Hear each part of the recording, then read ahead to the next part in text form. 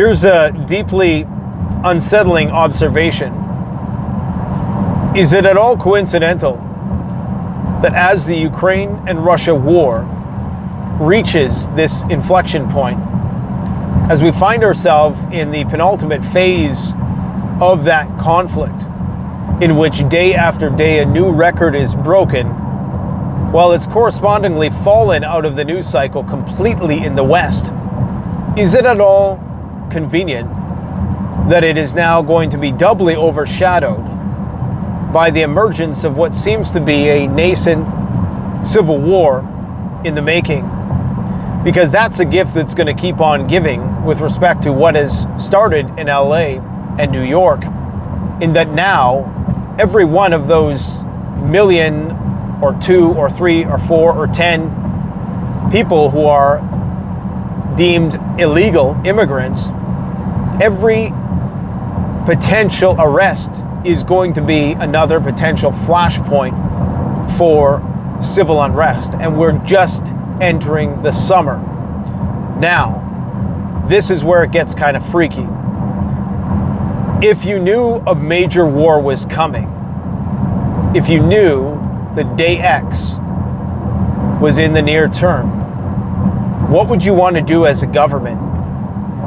What would you want to do as a government to prepare for what's going to be a lights out situation for all? We don't know the magnitude of what that's going to look like because we've never had World War III in a full-blown nuclear sense. We can assume that it is going to be hell, that there's going to be millions, hundreds of millions of people without power, that the roads are going to be gridlocked. If you wanted to get ahead of it, how would you position yourself in such a way, or what would you use as justification to deploy the military throughout your country to preempt all of the gridlock, to preempt the power outages, and to facilitate and establish a logistical deployment mechanism that you could then use to expand upon once it actually hit the fan? You would want all of your ducks in a row. You would want all your men in the places that you needed them to be before shit hit the fan. Right now, most people are oblivious to the fact that the Ukraine and Russia war is entering its most critical phase. The part of the war in which it's going to be decided as to who wins and who loses. And that's when things get messy, because neither side wants to lose. And it appears as though the Western nations who are backing Ukraine have taken this on as an existential fight of their own, in the same way that the Russians view this as an existential fight. Now, at the same time, you have Iran that is percolating and on the brink of exploding into some exchange of hostilities. We've now seen the same proposal rejected and reproposed on several occasions, and nothing has changed, which means that we're at an impasse.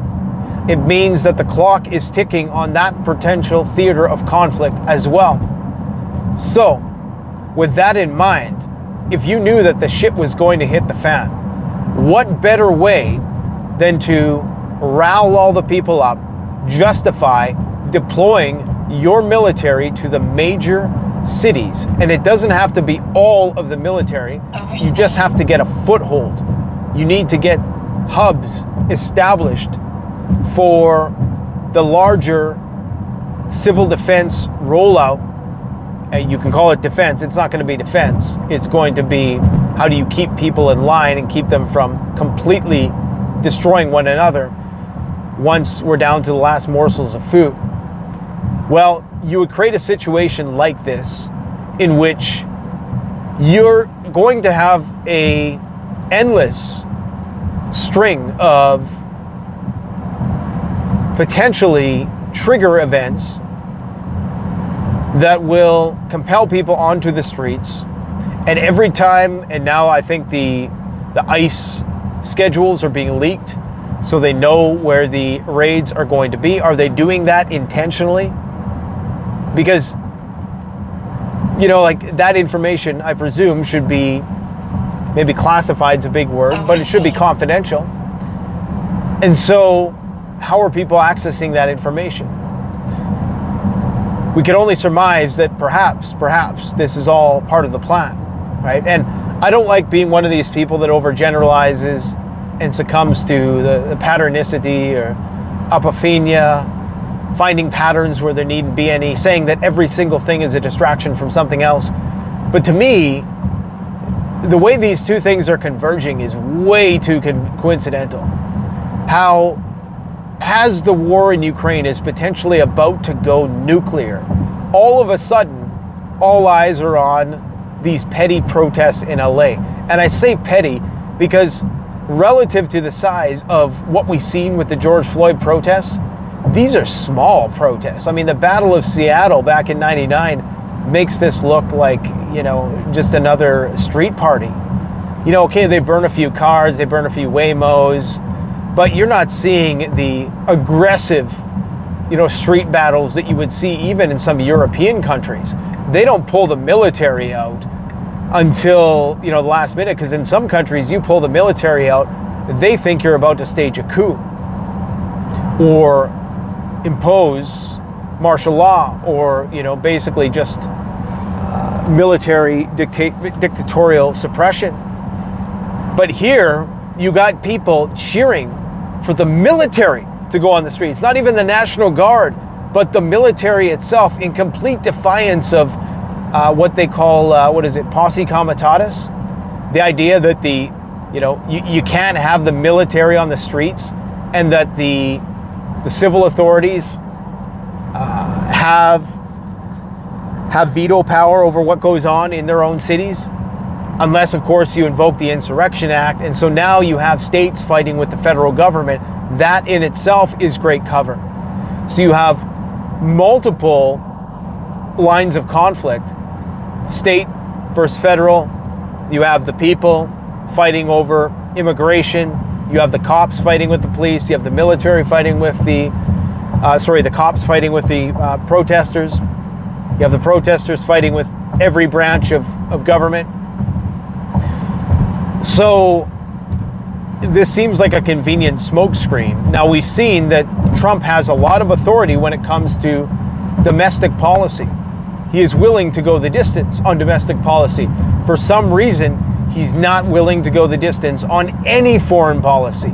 There is a manned U.S. Air Force plane flying right off the coast of Russia in the Black Sea, waiting to be shot down so Article 5 can be invoked. And yet, they're taking drastic measures, risking legal recourse to bring about riots in the United States. Now, I'm not saying it's not an issue. Immigration is a legitimate problem, illegal immigration.